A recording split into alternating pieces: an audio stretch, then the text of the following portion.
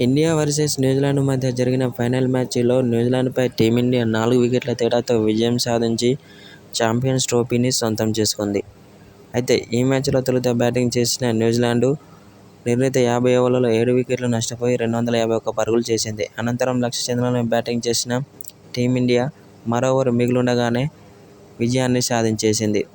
అయితే అనంతరం టీమిండియా ఆటగాళ్లపై కీలక వ్యాఖ్యలు చేసిన న్యూజిలాండ్ స్టార్ బ్యాట్స్మన్ అయిన కేన్ విలియమ్సన్ ఇప్పుడున్న ఫామ్లో టీమిండియాను ఓడించడం ఏ జట్టు వల్ల కాదని అన్నాడు. అనంతరం ఛాంపియన్స్ ట్రోఫీని విజయం సాధించినందుకు టీమిండియా ఆటగాళ్లకు శుభాకాంక్షలు తెలిపాడు కేన్ విలియమ్సన్.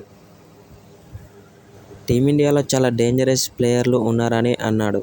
టీమిండియా ఆటగాళ్లు బ్యాటింగ్లోనూ, బౌలింగ్లోనూ, అటు ఫీల్డింగ్లోనూ చాలా అద్భుతంగా రాణిస్తూ టీమిండియా విజయంలో కీలక పాత్ర పోషిస్తున్నారని అన్నాడు. టీమిండియాలో మహమ్మద్ షమి, వరుణ్ చక్రవర్తి, కుల్దీప్ యాదవ్ చాలా అద్భుతంగా బౌలింగ్ చేస్తున్నారని విలియమ్సన్ చెప్పుకొచ్చాడు.